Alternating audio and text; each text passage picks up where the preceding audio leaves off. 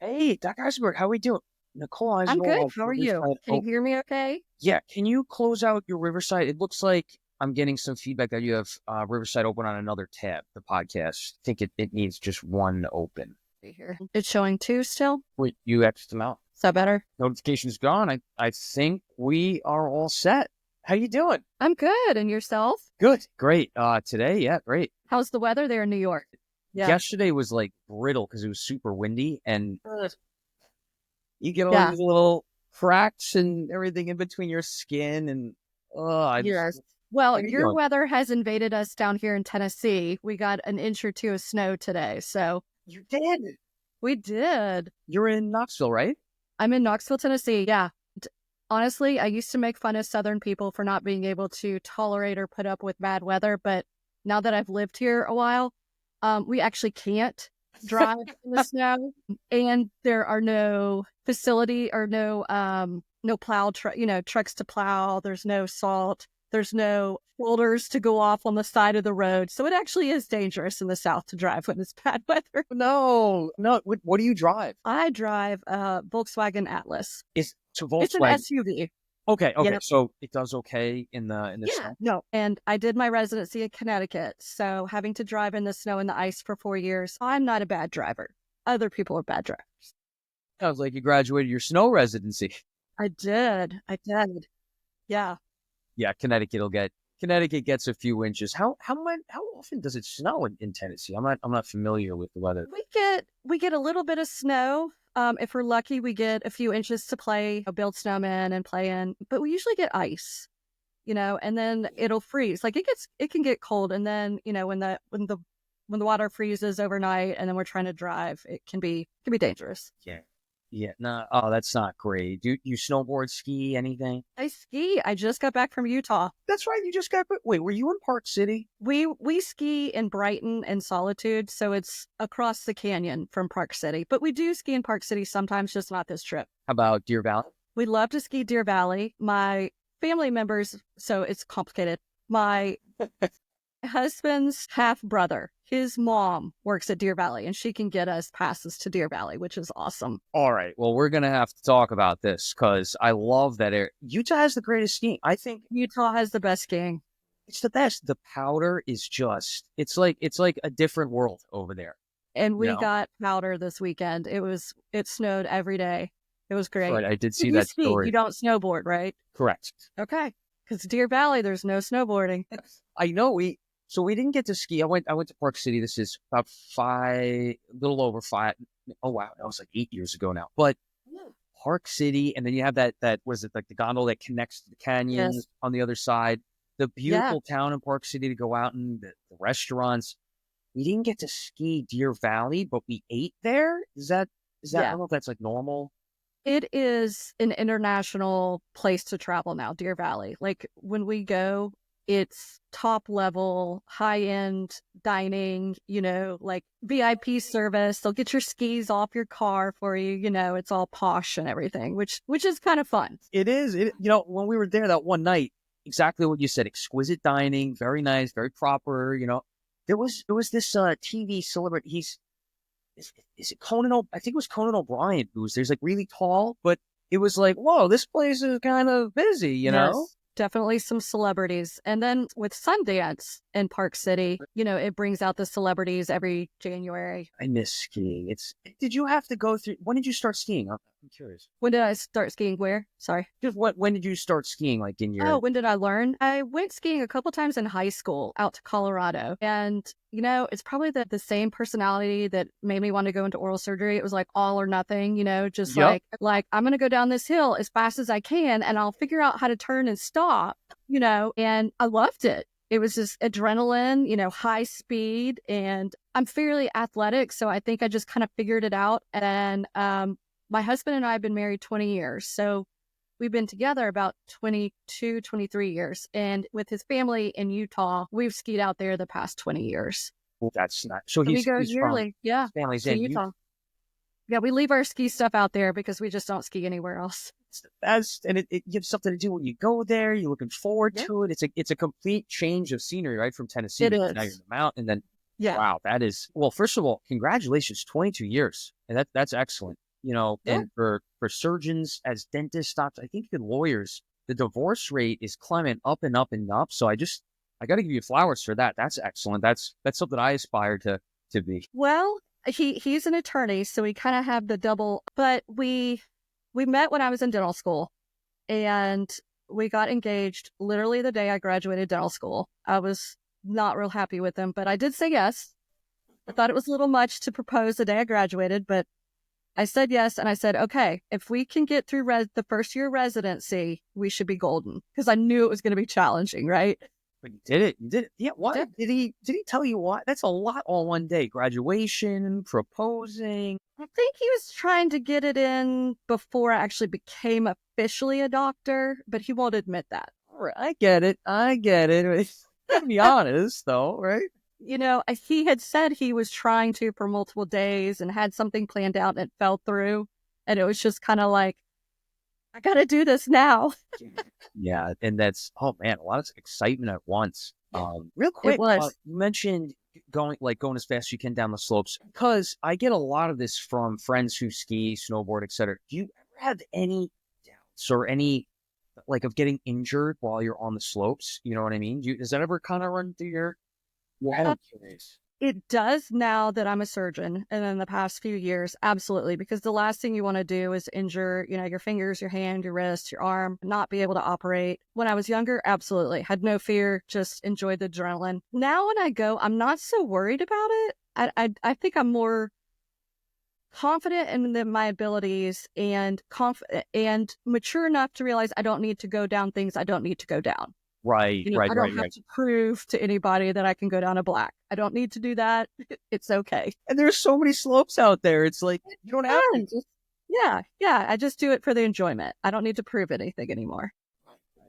And you've been skiing for long enough, multiplied by the fact that you're such an athlete. Where because that's really good. You don't want to doubt yourself going down. I've been skiing my whole life too. Yeah. And it's such a concern. You don't want to get hurt. I mean, you could be walking down the street and get hurt, but Oh yeah. yeah. I mean, So I literally, speaking of running and because I do run, I've had some weird physical ailments over the last few years. But one morning, 2 or 3 years ago, I'm not really sure. I run usually early in the morning. That's the only time I can get it done before life happens and I get too busy. great point. And so that usually means it's dark. And so I'd been doing a tough workout. I'd been to the track. I was coming back. My legs were fatigued, kind of heavy feeling. And anyway, I was coming back and I was on a sidewalk and I missed kind of like a ledge, tripped over it, didn't even realize I was falling until I hit the concrete, hit my chin, split my chin open, and broke my left condyle. Oh my God. Just running on the concrete. Yeah. Oh, you were running back? They weren't walking? No, I was running. Yeah. Man, that's a bad fall. Yeah. So, I mean, yeah, it can happen anywhere. Jesus. Oh my goodness. How's the condyle on that side now? It's much better. So I went to an oral surgery friend. He stitched me up because, of course, I'm not going to go to the emergency room. No one wants to go to the emergency room unless they're dying. So he stitched me up, did a CT. We looked at it, and we're both like, we're not operating. Nope. And I was like, you're not putting arch bars. You're not doing any of that. Nope. I will do a soft diet for as long as I need to. And now I can empathize, with my orthodontic patients and my fracture patients, and I can tell them pizza in a blender is not good. Do not recommend it. Ew.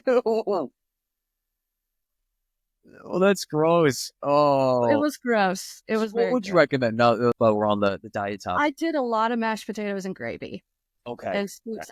You get tired of the sweet stuff. I did lots of high protein shakes and stuff like that, but then you kind of get tired of it. So the salty, some mashed potatoes and gravy and soups and stuff. Yeah. Excellent. Yeah, that's what I usually. Who doesn't like mashed potatoes and gravy? I know. It's so good. That's great. That's great that it wasn't an open, or a procedure. No, it was non-displaced. It just, it was a bummer. It hurt. It took a while for my occlusion to kind of go back, but all good now. Oh, maybe Yeah. in an area. Yeah. And then does that make you nervous or kind of worried? Oh, yeah. Now. Oh, yeah. I definitely had some issues running when it was dark for a while where I would hesitate or run at a slower pace than I was used to running because I was more hesitant. But When you were healing, were you still going for runs? oh my gosh. Well, yeah. And I knew it. my life is nuts. Yeah.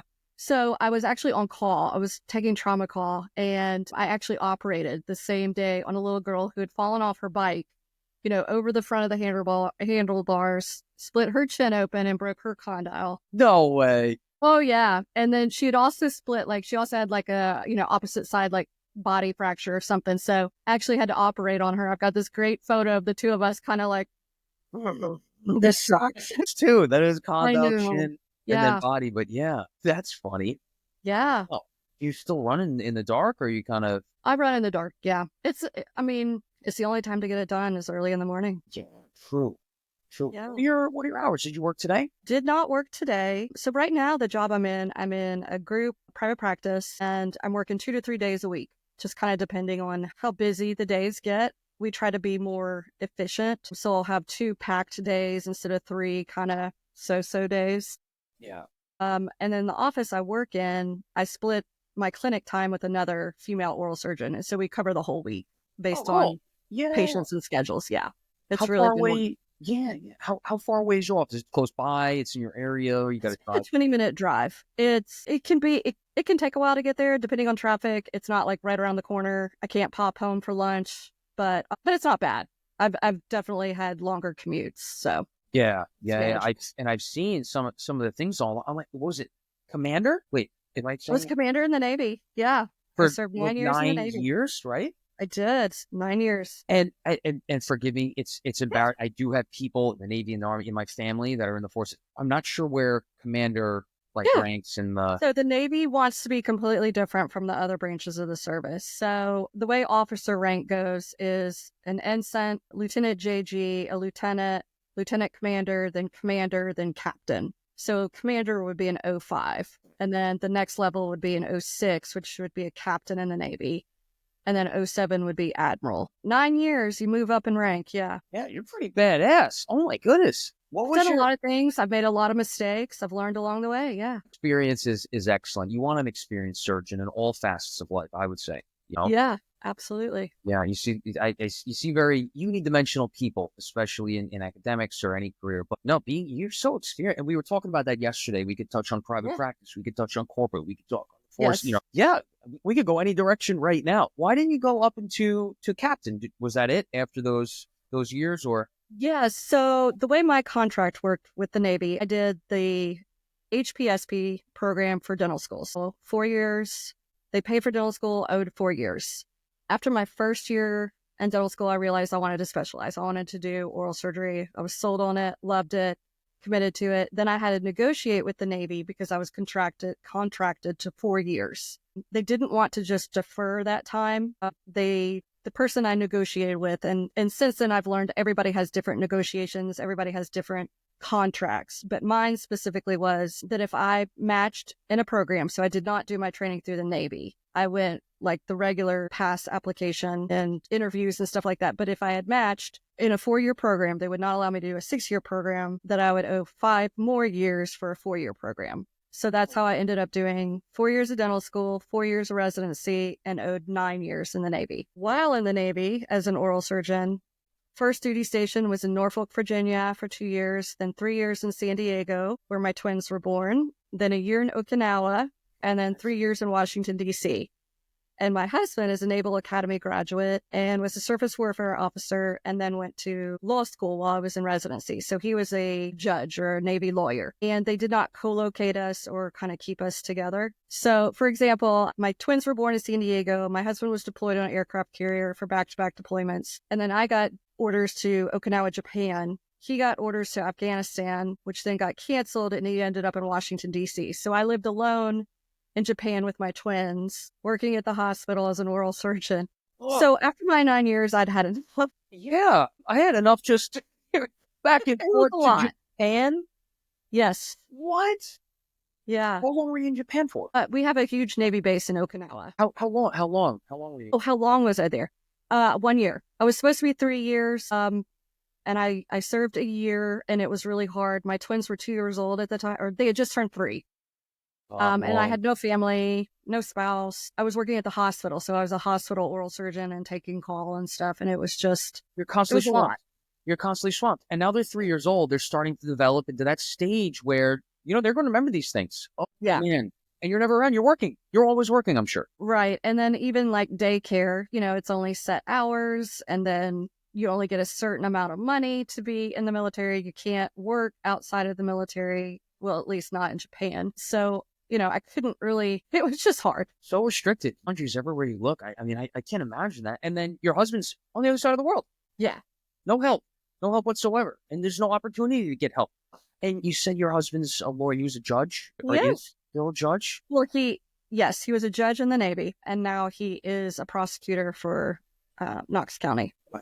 Wow. And so he went to law school while you were in residency. Got it. He did.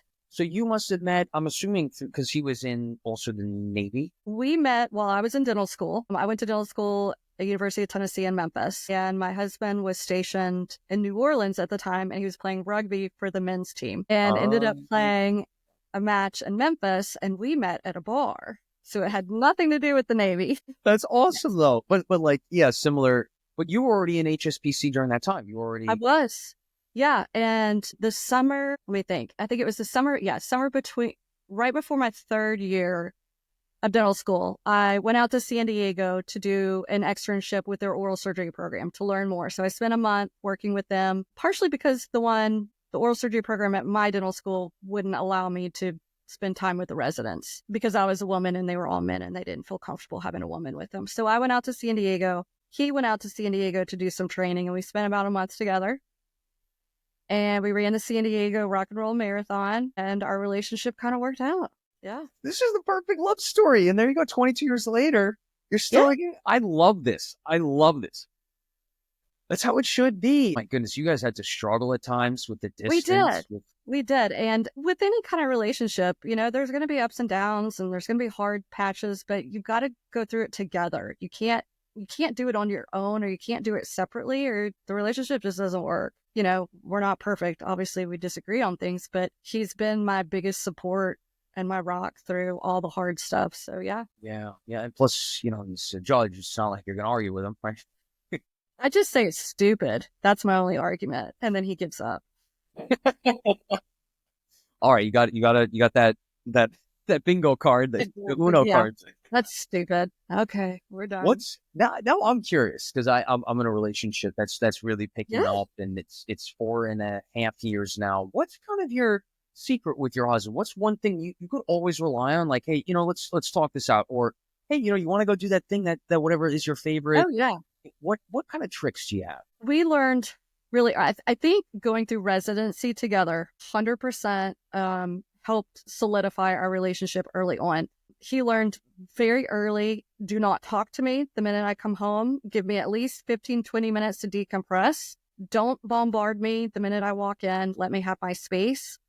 I think he also learned through residency that not to be too critical or too sensitive about my emotions, because in residency you're kind of all over the place. I mean, I feel like my worst version of myself was when I was an oral surgery resident. So we worked through a lot of those issues during that time.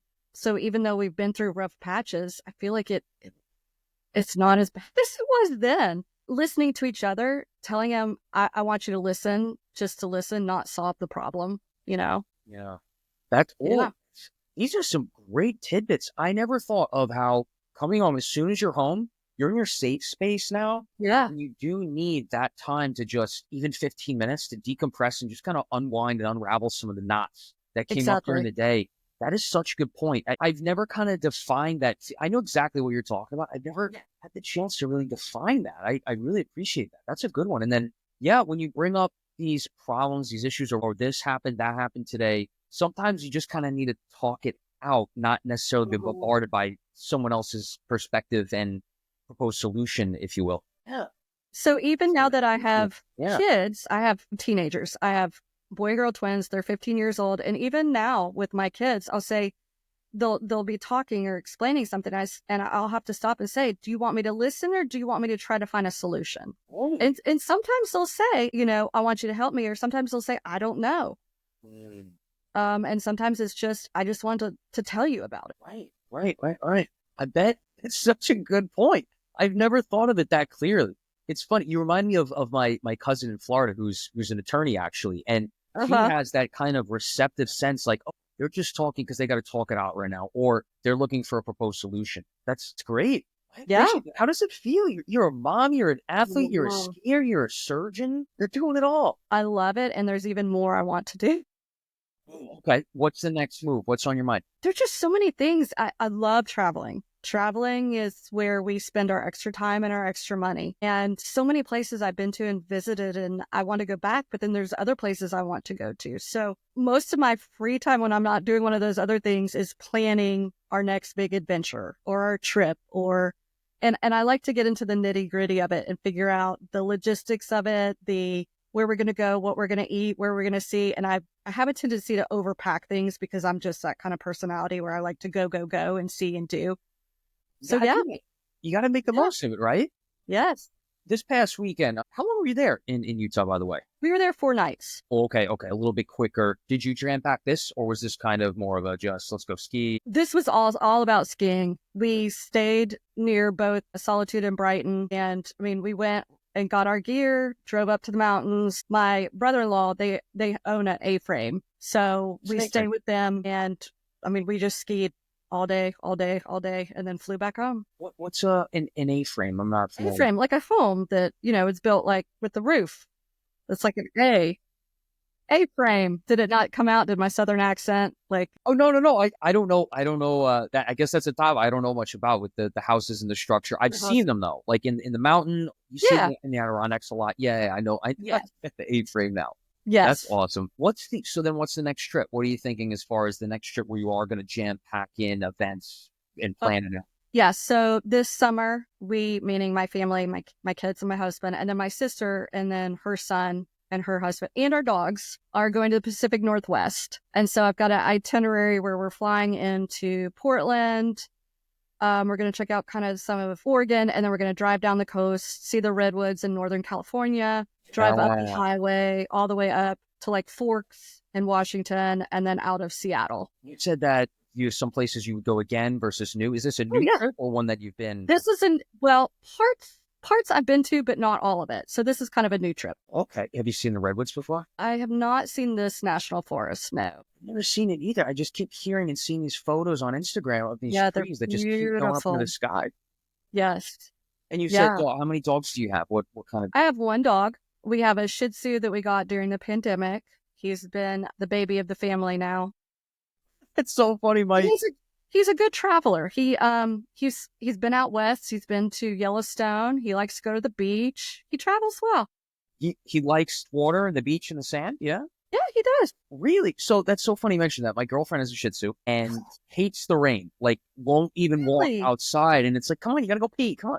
And the biggest attitude will bark and bite at the biggest dog on the block. Oh well, yeah.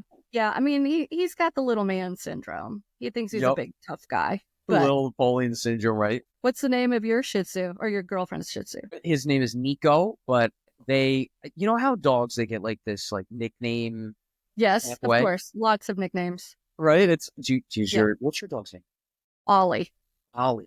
Does Ollie have any nicknames? Ollie has lots of nicknames. His most recent nickname is Schmumpy, and I have no idea how he got that name. Is that from you or the kids? Or probably the kids, a little Schmumpy or something. Blame it on the kids. Blame it on yeah. Like my husband. So Nico's nickname, they called him Chungy. Apparently it's like squishy or smushy in because he's like he's a fluffy Shih Tzu, Yeah. And one day they had this really tight kind of like fraternity guy looking turtleneck on, and I was like, he totally looks like a Gilbert or something right now. He looks like a frat president or something. Like he's the biggest douchebag when he goes out for his walks. And then, so I was like, he's like a Chungbert, so now yep, I call him Chungbert. It like kind of combined over time into this new nickname. Oh yeah. But it's funny how Shih Tzus can have such attitudes. Like they're so cuddly and lovable. And then as soon as they step foot outside like the apartment, they're barking at anything that moves. They're very protective. I've found mine is very protective. He feels threatened, that a big dog or somebody's going to attack me when we're walking. Yeah. Well, you know what they say, right? It's not the size of the dog. It's not the size of the heart in the dog or whatever It's very true. Absolutely. So I wanted to ask you about, actually, someone requested that I ask you about the Uh, HPSP, yeah, the Health Profession Scholarship Program, HPSP. HPSP, Yeah, SPSP. Any details that you have on that? I'm not familiar with that at all. I just know that yeah. it has to correlate with, your education, and then you have to serve time after. Yeah, so kind of what I was alluding to earlier is, and I didn't realize this until once I was active duty Navy, is that the contracts are all very different. So a health profession scholarship program, you can apply for a 4-year or a 3-year, from my understanding. And different branches of the military have different contracts. So the Air Force is different than the Navy and the Army. But essentially, you apply, you go through an application process. You also go through a physical examination, which was ridiculous. Why was it ridiculous? I had to duck walk. Who does a duck? Like, what does that tell you? I'm gonna be an oral Yeah, surgeon. Why am I duck walking?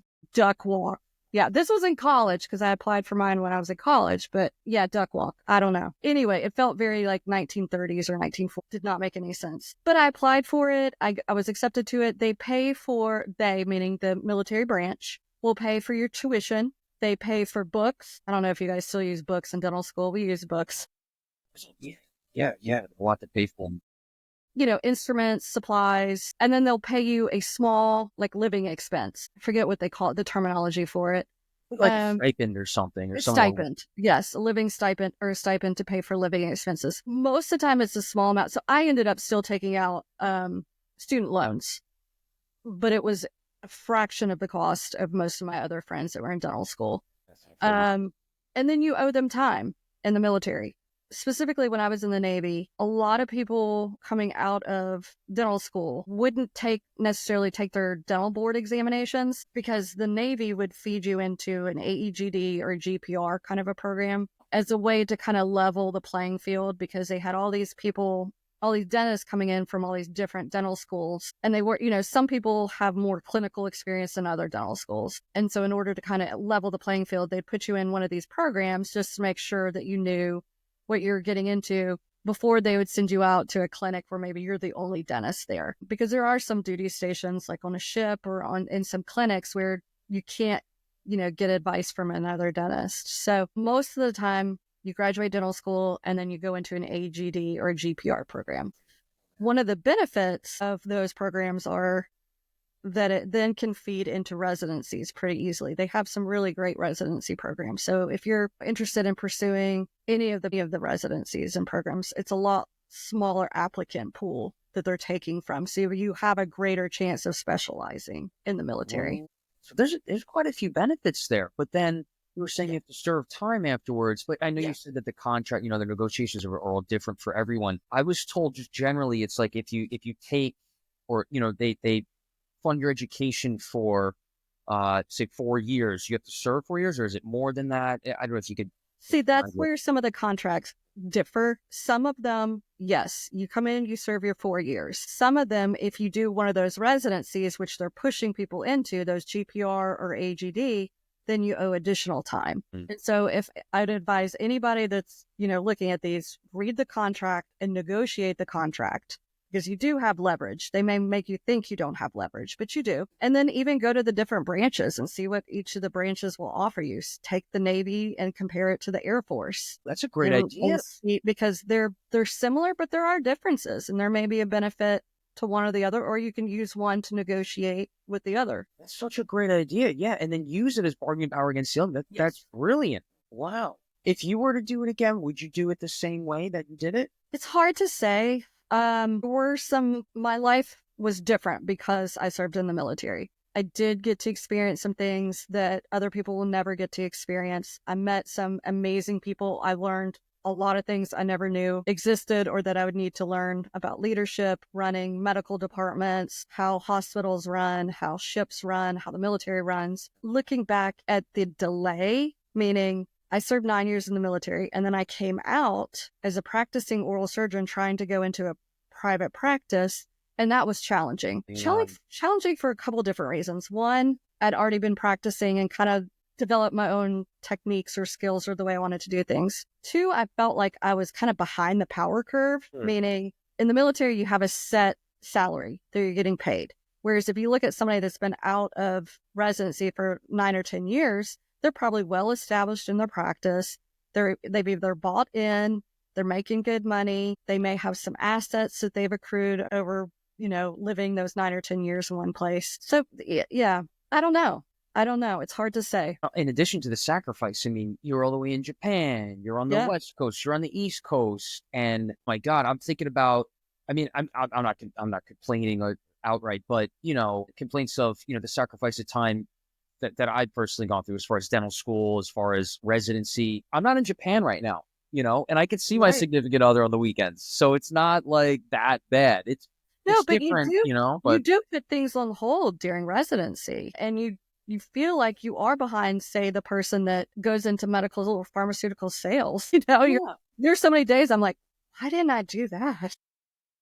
Oh, But then I tremendously. would be unhappy. Yeah, yeah. One of my best friends, he's in investment banking, 4 years degree out of a great business school, went into banking and, similar hours, I would say, different work, obviously, but the same effort that's required. But the difference is, they get compensated for it. Whereas, our route, we don't get compensated for it, at least through the training, at least through the education part of it. And education just drags on forever and ever. And yeah, Yeah. that's such a great point how it's different. I'm very curious. What did you do then after when you came out? It was hard to find that position. Everyone's well established and they've been working 9 years. What did you do right from there? Yeah, so part of the reason I was joking with you, on messaging, I've kind of done a little bit of everything is, yeah, it is hard. And when I first was looking to get out of the military, I had a good friend that I knew from dental school. We had kept in touch in residency. I knew I wanted to kind of come back to the South. My mom was sick at the time with cancer, and I felt it was important to be close to her and her to get to know her grandkids and them to get to know her. She has since passed away, but I felt like it was important to do that, to be closer to family after being gone a while. So really, I joined that practice thinking, okay, this is going to be great. I know this guy. We've gone to school together. We know each other.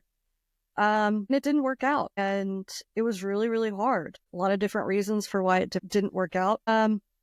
And then after that, I felt like I couldn't really trust anybody else because I felt like I had a good friend that kind of betrayed me. So I tried to start my own practice and opened it in January 2019. I made a lot of mistakes, I realize now, but then the pandemic hit and I was working for 2 different DSO companies trying to make payments for this practice that I had opened, trying to build it up and get referrals and keep the practice going. And it was just absolutely destroying me. I was working too much. I was, putting all this time and this effort into building this practice. It just wasn't getting off the ground. So I worked for that probably about 3 or 4 years, tried to get that going. And I mentioned earlier, I had some health issues too. And it just became very apparent that it wasn't going to work out. So I sold the practice, sold the building, sold the practice and stuff. And I went into academics for about 1.5 years.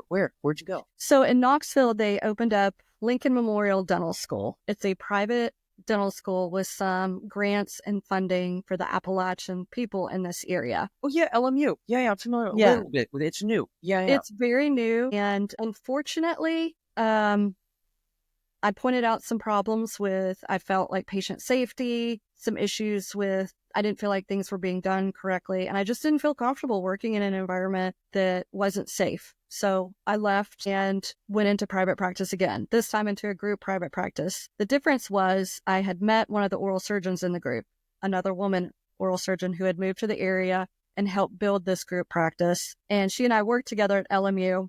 And we both left at the same time. And she took me into her private practice where I've been for almost the last year. Cool. You got that connection while you're at LMU. Yeah. So it's Yeah. only And we a got year to work together. And yeah, I was thinking about all the different places I worked and coming onto this podcast. And sure, there's some things I did wrong, 100%. But at the same time, I feel like, a career doesn't have to be a linear thing. You can branch off and do lots of different things. And I feel like we have a great opportunity to where we can maybe scale back and not work quite as many hours if there's a period of our time, say when we have young children or we have a medical condition, and then we can go back in and work really hard and work a lot of hours. And I hate that most people feel like you have to do an all or nothing. I feel like we should be able to kind of create these niches or these ways of practicing oral surgery that's maybe not all just one way. I 100% agree, right? you got to optimize it for yourself. And if you can optimize it for yourself, you can make the patient experience even better because you're catching stride, as we say, right? When we're running, we're finally getting to the groove of things, Yeah. getting a good pace going. I like that you were saying how you switch. You work 2 to 3 days a week. She works 2 to 3 days a Yes. week.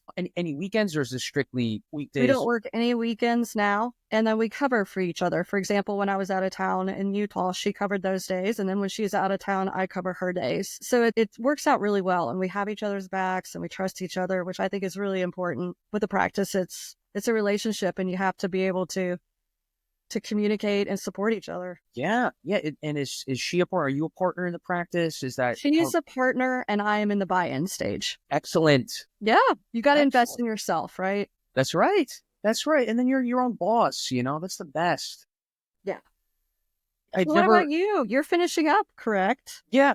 Less than just about 4 months now. How many days? You got the days counting? Oh, no. I count the days up through residency. Just, I don't know, show like Right. the process and the story as we go. Just, I don't know, something to look back on one day, maybe. I'm looking at the kind of like I guess the week countdown a little bit, the months, Good. but it's, so close, like June 2nd or 3rd, done. Perfect. Do you know what you're going to do? Yeah. I signed back in like July, August. I signed with a practice out on Long Island. It's a multi-practice private. I'm not really a fan of the DSO scene right Yeah. now. Yeah. Did you like that? I mean, you said you kind of spread yourself thin, which, I wasn't fair to did. yourself, but you were 2 different DSOs or was one at 2 different offices? I have worked with 3 different DSOs, 3 different DSO companies. Mm. Well, one DSO was kind of an oral surgery specific. Oh, the others weren't. The others were like, Pacific Dental, Aspen Dental, stuff like that are more. And then I also did ad locums where I traveled and did oral surgery. You can make some good money. You can make some great money. Is it worth it? Hard to say. For the time, I needed it and it worked out well, but it was a limited thing. And I felt like just because I could do something, just because I could do 14, 15 sedations doesn't mean I should be doing that many. It was a lot. In a day.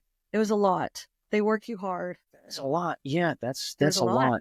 And it's got to be like they make it into a tough thing. Oh, you don't want to make a lot of money. I don't know if that's what this is about. What about safety, patient safety? Yes. You And got to eat, that's ultimately where I had to draw the line, where I felt like it was not safe. It was not the best interest of the patients. I felt like I was kind of put into some bad situations that I wasn't comfortable with.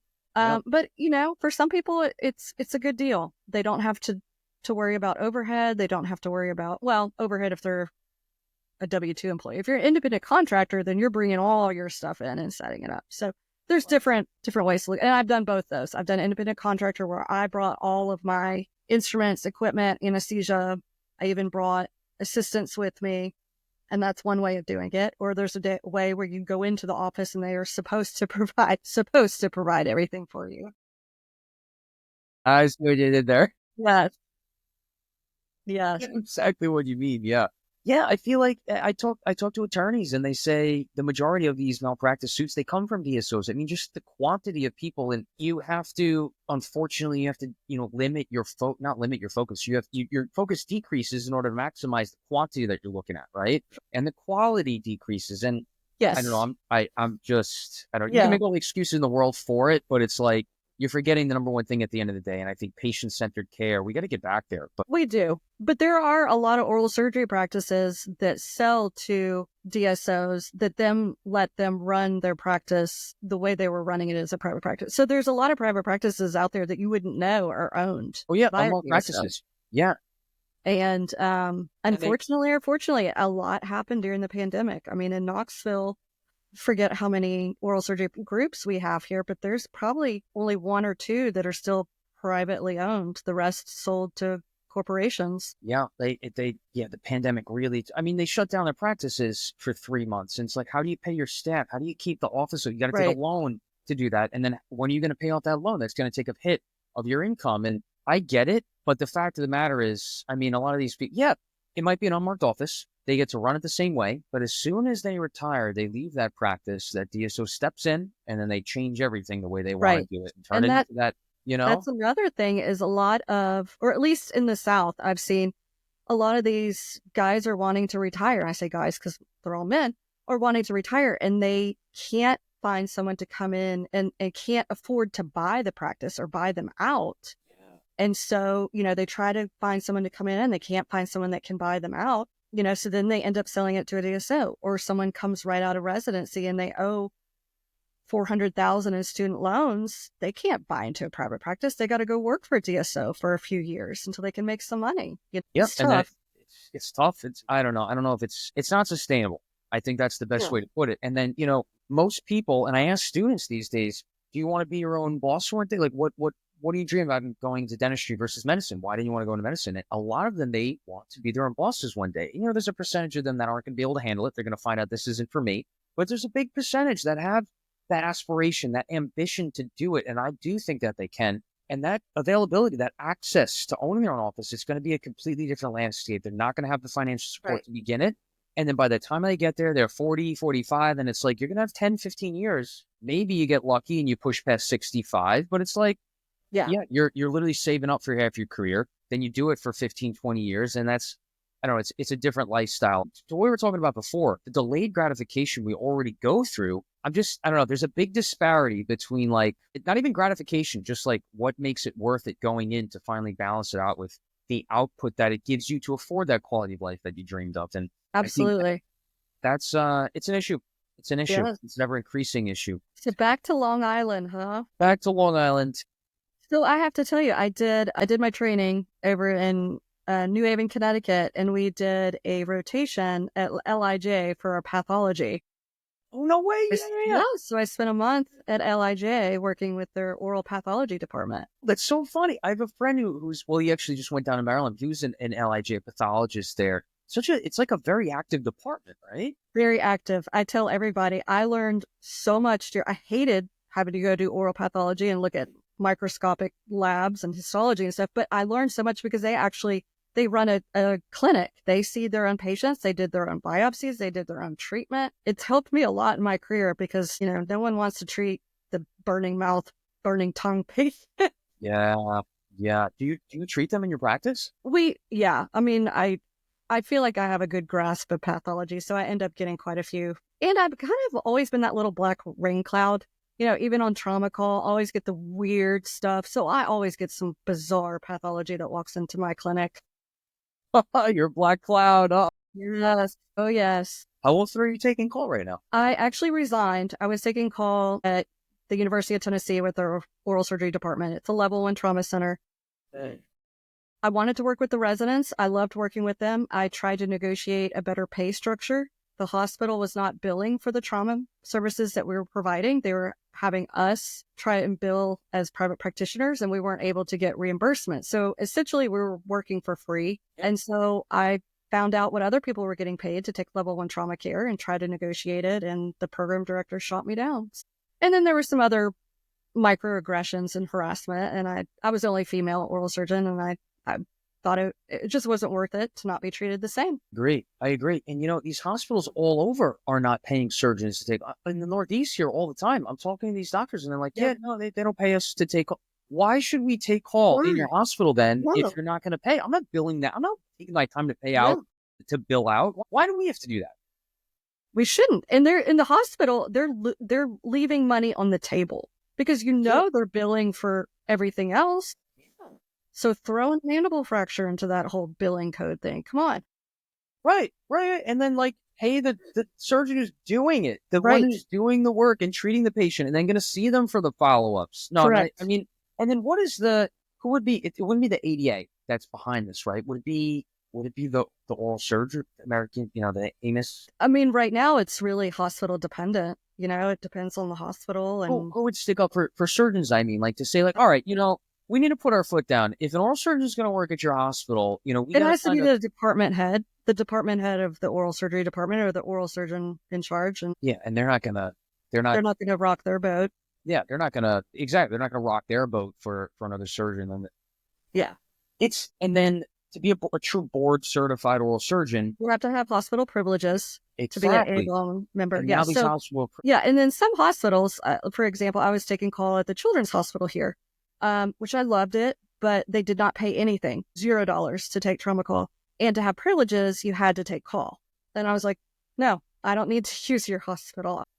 I think it's Go to the other hospital. such a waste. And we went into this profession to help patients, and now they're making it where our time isn't worth anything.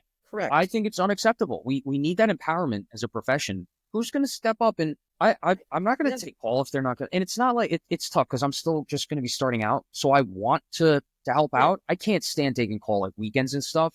But for patients, there can be some. But then the fact is, like, I'm not going to do free. I'm not going to go. I'm trying to start a family We're soon. not going to work for free. No one should have to work for free. And that's what I tell people. Like, I don't work for free anymore. I've served my time. I've been a resident. I've been in the military. I've done community service. You've done it. You've literally done it all. I paid my dues. You've done it in Japan. Yeah, you have. I paid my dues. I don't want to work for free anymore. It's a tough thing. And then if you're at all interested in becoming a fellow of the American College of Surgeons, I just went through that process because I was a single degree oral surgeon. And for a while, only dual degree could get fellowship status, be a fellow of the American College of Surgeons. So in order to do that, you have to have a case log of a minimum of 50 major OR cases in a 12-month period. They cannot be any dental alveolar cases. So that means you're taking trauma or you're doing a lot of pathology, reconstruction. You got to find those cases. So yeah. And if you're not taking call at a hospital, how are you going to get those?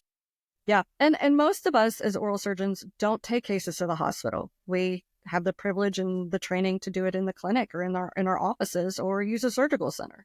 Right. So, yeah. Right. And then the compounding effect that we're starting to see up here is these hospitals. I got to remember not to name many hospitals that I'm affiliated with, but these hospitals have bought up these smaller outpatient or smaller hospitals, even level 2, level 3, way out there where they have no dentists, oral surgeons, what have you, and they don't have any specialists that can treat this. Is right. Yeah, they refer them all into the level 1 trauma. Yeah, we have the same thing here. I mean, we have people coming from other states. And they'll pass other level 1 trauma centers in their ambulance just to keep it within the system so that they can do their whole billing thing.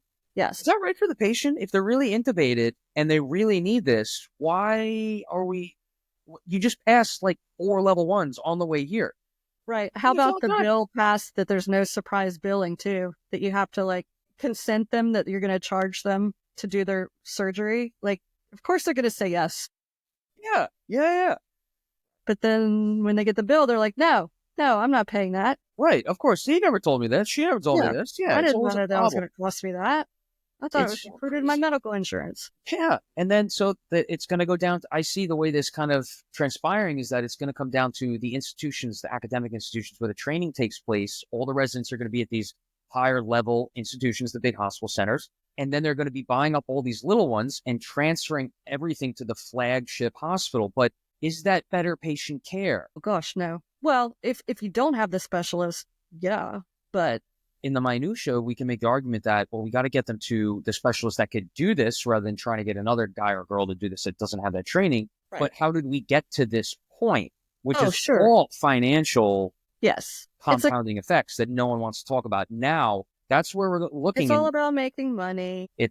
Oh man, the consolidation, and then it turns into monopolization. Yes. There's also going to be, I see there being an issue in research endeavors because a lot of the breakthroughs happen in like the outlier thing that they tried this thing different. But if everyone's following the same rules and regulations, they're in the same box, how far out can you branch to try that new, let's try this compound with that, whatever? I'd be questioning, trying to be foresighted, I think is, we're going to have a bit limitation in, breakthrough surgeries, if you will, unless it's within their guidelines and that it's completely facilitated by the institution itself. It makes it harder for the little guy, Sure. Yeah, absolutely. Unless you're like our big hospital and things that go down to the sterilization process and they disappear. And so then when you're doing your orthodontic case and you call for, say, a ramus retractor or an inferior border retractor, and they say, we don't have it. What do you mean you don't have it? It should be on the orthodontic pan, the tray, the case. Yeah. Nope, we don't know. Go down to the process, get me my retractor. I need it to, do my cut. We had this last week. Yeah, literally. I need this. It comes on the kit. They can't find it. Literally happened to us a month ago. So we got innovative. We took the Minnesota, we flipped it upside down, and we used that for our inferior border retractor. That's good. So, But it's not ideal. And now you have to improvise and you're in the middle of a big surgery. No, I didn't even yeah, think of that because we see that at all three hospitals that we cover. sure, Everyone, they of go down to course. sterilization, they come up a And it week later disappears. and they don't know where it went. What is that? What? No, we don't know. We don't know. I don't know. Yeah.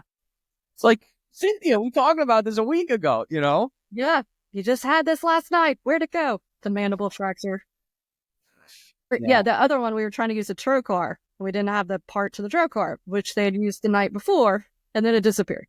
The night Always before, so. it disappeared within 24 hours, like 12 hours. Yeah, which means it did get sterilized. They just don't want to admit it. Yeah. Yeah. Someone didn't do their job. These issues, this is just going to keep, it's going to become more issues are going to happen that we don't foresee. I don't know. And then it affects patient care ultimately. It That's does. why I'm so concerned about it. Anyway, moving forward. So we both have a common interest, running. Unfortunately, I haven't been able to post too many of my runs in the lab. I mean, it's been really cold this year. There's been a lot of snow, a lot of colds going around too. Oh, yeah. Yeah, I'm getting over one. Did you get any of the Just a regular cold or cold? virus There was going around. the norovirus was going around. A couple flus were going around. Did you get anything interesting this year? Not the flu, just run-of-the-mill virus, head cold kind of a thing, congested. But yeah, running. Yeah, no, I did not run, but a handful of times my entire 4 years of residency. There was just no time. Right. What's your usual routine? How many times in a week do you like to run? So I run an average of 4 or 5 times a week. It's usually in the mornings. It was 8 years ago now, I hired a running coach because I decided I wanted to qualify and run the Boston Marathon. I saw that. Yeah. Yeah. So everybody said, you got to do a running coach. They'll just help plan things for you. So I've had the same running coach for 8 years, and I'm running my 7th consecutive Boston Marathon in April. Congratulations. Oh my God. Wait, that's coming up in 2 months, huh? Yeah. Yeah. Oh man, Boston. Wait, so were you at the Boston Marathon when the explosion? Yeah. No, that was several years before I started trying and qualifying for Boston. Yeah. But my goal right now is to do 10 consecutive. That's the goal right now. Think you can hit it? If I can yes, I should be able to, because I've qualified already for next year. So that'd be 8. And then I'll be aging up, so I get 5 more minutes. So I should be able to make it as long as I stay healthy. Oh, you got this. You got to stay healthy. Yep. So 4 to 5 times a week? Yeah. So the way our program works is we run Mondays and Wednesdays is like an easy pace, 6 or 7 miles. Tuesdays and Thursdays are track workouts. So like interval training, VO2 max, working on turnover, stuff like that. And then Saturdays are long runs. But what does your long run work like? So as you're building up for a marathon, usually he'll bump up the miles. Usually we start at like 10 miles, then it goes up 2 miles every weekend to where we're running up to 22 miles. And then every other weekend, you'll run like 12 miles. So the most you'll do is like 22, 23 miles. And then you'll go and run the full marathon at 26.2. And so you must be coming into that turn up right now pretty soon, right? I am, but I did Houston Marathon in January, which is a pretty quick turnover. And I did something to my left side. As I'm aging, I'm getting these aches and pains and stuff. So I did something to my left, like hip and glute. So my physical therapist and I have been working on that. So my training for this Boston's a little different. Why such a quick turnover? Are you giving yourself 3 to 4 months to... Because I ran Berlin in October and I missed the qualifying time for Boston by 4 seconds. So I signed up for Houston to qualify. So Boston is a technically challenging marathon. It is hard to run a really good marathon. So running a Boston qualifying time doesn't necessarily mean you get to run Boston, because so many people will hit the time qualification for your age and gender that a lot of times you have to be faster than that qualifying time. So you kind of build in a safety net of say, for example, your qualifying time is 3 hours and 45 minutes to get a Boston qualifying time. Then you would want to run at least 5 minutes faster than that to ensure you get in. Right. Right. Right. And in the past few years, it's been even faster. Like you've had to be 7 minutes faster than the qualifying time. Why are they doing that? Is it just being Just that competitive? many people. Yeah, it's become very popular and very competitive. Okay. Yeah, that's fair. That's fair to go from, you said Berlin was October and then January and then, Well, okay, January and then that's just a April. lot on your body. Yeah, I have been running about 3 or 4 marathons a year. Oh my God. One of my coworkers just did the New York City Marathon and he Yeah. was like, I was making fun of him. I was like, well, Peter, you're going to poop yourself tomorrow. And then all of a sudden he did. And he's like, I thought you jinxed my. Oh, yeah. I've done New York twice. It is not my favorite marathon. It is logistically so challenging. You have to get up super early and take a ferry and take a bus and walk and get to all these places. And then by the time you get there, you're like, now I have to run? I'm exhausted. That's right. And then, oh man, oh my God. Yeah. And then it could be really cold. It could be really cold. Yes. The weather is always a factor for marathons. Yeah, you can train, like crazy and do everything perfect, but you cannot control the weather the day of the race. Right. Right. Have you ever had to run? What's your favorite kind of weather? Do you like a little chilly? Would I you like the rather? cold weather. Okay. Okay. That's Yeah, funny. my best marathons have been when it's cold or cold and rainy, which is, I guess my body temperature can just stay cooler and I'm not, using that energy to to cool myself. So yeah, I like it colder. Right. Right. Right. Right. That's what my friend was saying. My mom ran the New York City Marathon. This is going back 10, 20 years, but I Nice. wish I got to ask her if she prefers it warmer. I'm sure you've run marathons in like when it's wet and rainy. Yeah. So 2 years ago, it rained in Boston the entire time, and then that year, I'm stupid crazy. Just let me put that out there. What do you So mean? I ran Boston. The next day, I flew overnight to London, and then 4 days later, I ran the London Marathon, and it rained in London too. My God. Well done. First of all, that is so impressive. I didn't know how it was going. It was kind of it was a risky move. I did not know how it was going to go, but it went better than I could have imagined, and I had a great time. Okay. Okay. Yeah. How many marathons are you at right now? This Boston will be number 30. 30 marathons. And how are Yeah. the knees and hips? You said you a little injury on. Left side, left hip is starting to bother me, but I'm 48 years old, so there's a lot of age on it too, Come on, it's just a number. The hips, though. Okay, left hip. Have you ever felt that tweak before? Or is this just a new? Well, I have scoliosis, so my whole back and body is a little crooked. So, left side has been an issue. It just, I think it's just wear and tear. Yeah.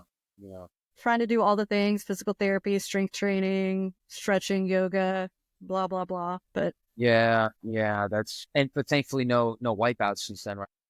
no wipeouts since that one incident. Yeah. All right. Good. So Good. what about Good. you? You able to run during residency? Not Yeah. consistently, I bet. You're 100% correct. The consistency Yeah. really lacks. Sometimes you'll just go. I hate to say it. You'll go over a week, and it's just like I would say, coming back from missing a week, maybe 10 days. I don't think I've gone more than 10 days, but coming back from that, you can run. I think the mental health aspect of it, just to go out on a run, fresh air, just to Oh, sweat yeah. out all the stress of like just the week in residency, I think that's the biggest thing with exercise, like 100%. And Oh, that yeah. really compounds. If you don't get a good sweaty run in, if you don't get that workout in, I notice it. I'm sure you would agree. Oh, After I around am a like different person. Yeah. 3 to 5 days, it's like it just like forms into Builds a up. knot somewhere in there. It's like weird. Yeah. Yeah. It's therapeutic for a lot of different reasons. What do people do if they don't exercise? I know so many people that don't. I don't know. Yeah, I yeah. don't know. I Very. think we're built differently. That's it, probably right. So one other thing I wanted to touch on is writing. How did you get into, as far as I'm sorry. Wait, the title of the book, Behind the Scalpel. I wanted to touch on this. When did you get into? Where did this all come about? Like, how did this start? When did you Yeah. do it? So it kind of started with a bunch of us female oral surgeons that connected through social media. We hadn't trained together. We didn't know each other. I mean, when I started my program, I was the only female oral surgeon, and I was the second one ever. There were no female oral surgeons. Even when I did my interviews, I met maybe two. There just weren't many of us. So probably about 6 years ago, a lot of us started connecting and finding each other through social media. Other people would introduce us. So Kathy Hung, she's a female oral surgeon in New Jersey, decided she wanted to do something about it and put together this book. It was part of, I think she was working with the ADA on a diversity and inclusion kind of program. And part of it was to put together a book of stories and kind of like a guidebook for other, not only other women, but anybody in oral surgery of kind of some of the challenges and the things that we've been through. And then we put together a symposium, for women to kind of get together and talk about our challenges and similarities and differences and stuff like that. Despite having the book out, we've kind of continued the friendships and the mentorships and getting together and meeting and working together. So it's been great. I've seen, a couple comments from Dr. Rania Habib. Yeah. So I know her a bit through the social media pathway. I haven't connected with Kathy Hung yet, and New Jersey, so not too far away. Yeah, not too far. She's on Instagram, right? She is. Yes. Yeah. Okay. Interesting. Yeah. And okay, so did she kind of take that lead? She was the lead author for the book. Right. But who connected everyone to get into it? I'm trying to think. Yeah, I mean, she connected everybody through the book, 100%. We had a few women in oral surgery conferences, and they've kind of bounced around, and we haven't had one in a few years, except we just had a almost like a retreat. We went out to Arizona, and there was about 20 of us that met up. And so we're kind of hoping to continue that and help support each other. But it's hard to remember. It's like you just feel like you've known somebody on social media. You don't remember how you met, but then you start talking, and all of a sudden you're friends and sharing everything. That's such a beautiful thing, though. Yeah. There's, having kids and social media and stuff. It's a challenging thing to navigate, but I think there's so much positive with it. Especially, I mean, I started using social media, especially when I was in the military, because it was a way for me to connect with family and friends as I was traveling all over the world and share my life and what was going on and not have to repeat the same thing 10 different times. I'd just be like, hey, go look at my Facebook post. It's all right there. You see what the kids are doing. Stop asking me. That's a good point. That's really funny. Oh, that's so funny. And they develop these relationships and these friendships. And And then you connect on a professional basis. So you had the retreat in Arizona. Yeah. Do you think there'll be a part 2 to Behind the Scalpel? Yes, we're going to continue it. Yes. All right. What is there, like a projected date or? So we just had it 2 weeks ago, and we liked kind of this time of the year. So once you're kind of in private practice, I'm not sure about academics, kind of goes with academic scheduling kind of a stuff. But in private practice, you have these ebbs and flows. So you get really busy when kids are out of school. So, your summers, your spring breaks, fall breaks, stuff like that. And then you have these periods where things really slow down. So times when it really slows down is when kids go back to school. So September, oral surgery, private practice slows down. And it slows down January, kind of February. Yeah. As people, start their new dental insurances, they just had a big holiday. They don't want to spend money. And then April, it slows down again. So we were trying to find a time period when our practices were slow or that we knew we would be able to leave, for a few days. Yeah, that's a good idea. And then I don't know if it's like an insider thing. What are some of the things you discuss, the challenges that you like to talk solutions, talk job about? Yeah. One of the things we talked about was how to be a better practitioner, what we can learn from each other, what we can learn from mistakes, we can learn how it's worked for us. One oral surgeon shared kind of how social media has helped her private practice. Another kind of shared some personal events with like overcoming imposter syndrome, how to navigate personnel issues with the high turnover in staffing. And, and then we talk about clinical stuff. We talk about all-in-4 implants and which kind of, laser or what kind of printer you want to use, or, some of it's clinical, some of it's clinical, but more personal, I guess. Have you heard of like those mastermind groups where they kind of go into whether it be business development or scaling the practice or? I mean, yeah, we did have a few business kind of discussions, how to run a business, what are some different ways. Some of the consulting firms, one of the consulting firms came in and spoke to us about that, about like what they could do to help the practice. I was going to say, because it sounds like that where it's giving within women in OMFS, it's giving that access to each other to kind of find those opportunities and that insight that this is a hack that I found to this. This is a secret I found with this, like you were saying, like which maybe implant system that you're using or what is it, the 3D machine thing, like whatever little tips and tricks. And I really like that, because then it empowers someone through maybe a different form, a different presentation of that topic. It's great.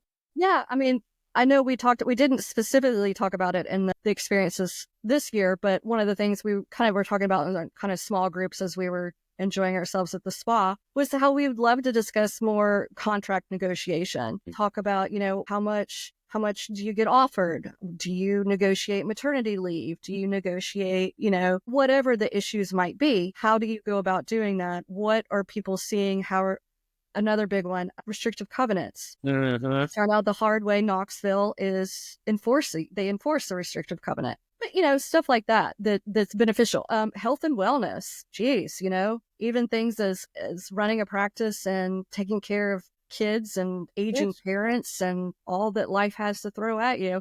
There's so much stuff. I have a friend now who the guy I used for my contract for those negotiations. And as dentists, surgeons, doctors, however you want to put it, there's so many things in that contract that just look like English to us, and we rush right over it. And it's like, whoa, wait a minute. It says dentistry here. You need to change that to oral surgery. And otherwise you can't do anything for 2 years. And these little things. And then getting that access. That's a really good point that you made. The contract negotiation for women is definitely going to be different for men if you're going to take maternity leave. That's going to be, sure, there's paternity leave, but that's very different from maternity leave. Is it unpaid? Is it count towards your PTO? Does it, all the different things, if you have a complicated pregnancy. I had a complicated pregnancy and it was hard to figure out all those ins and outs. And, what if you have an early delivery? I think men should also negotiate paternity leave. And I think it should be for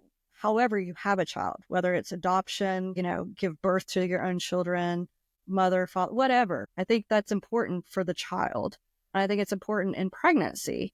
In order to have healthy babies, you have to have a healthy pregnancy, which means making sure you're taking care of yourself and eating and resting and being able to go to doctor's appointments and things. Oh, absolutely. I can't imagine the sacrifices we have to make through residency, both men and women. And then imagine having, as a woman with a baby inside you, to have to make sacrifices. That's probably not going to go well. Yeah. If I was to imagine that correctly. Yeah, man, that's the paternity leave. I didn't even think about that on my contract. That's a good idea. Yeah. It's all the things that a lot of us have learned the hard way too, and it used to be this mind frame. And I had this for a while when I finished my program that, well, I had it this way and it was hard and everybody else should have to suffer the way I did. And it took me a while to realize, no, that's not the right way to do it. I should work to make things better for other people. And just because I had it hard or just because this was done to me doesn't mean it was right. And so I try to mentor and I try to help other people and say, hey, and then when I point out problems, this is another thing. I like to try to give a solution. I don't like to be the person like, this is wrong, this shouldn't do this. I like to say, hey, what about this alternative because of this? Right. So few people want to do that. And you know what I'm talking. It's like an if you know thing. You're either a solutions person or you're just strictly complaining, And it's like, give a good solution to it if you're going to complain. Yeah. Bring something to the table. Yeah. Yeah. Oh, so important, and I appreciate you giving me that insight to the Women of OFS, the symposium. You guys are writing books. You're having the retreats. This access and giving others. It's have you ever seen that? It's like a diagram of steps and it's like of life, and then there's one figure reaching down to the person on the lower step to help them come up. And I think that's why I make social media and to podcasts, connect with people, but also, let's share some insight to the next generation coming up. Let's show them the rights, the wrongs. Let's share with them foresighted thinkingness to show them that all the problems we're talking about with the hospital these days, the losing the instruments, you're transferring a patient 50 miles away to keep it within the system when it's like they're in critical care, they're intubated. But for the future, I think it's great. I think it's great, and I love that you're empowering others through those measures. Yeah, we rise by lifting others. That's right. That's right. Well, Dr. Eisenberg, thank you so much for coming on. I really good. This is a good time. I appreciate our chat. Me too. Thank you. Thanks. Well, you have a good night. We'll keep in touch. The apps. That's right. Sounds good. Have a good good chatting night. with you.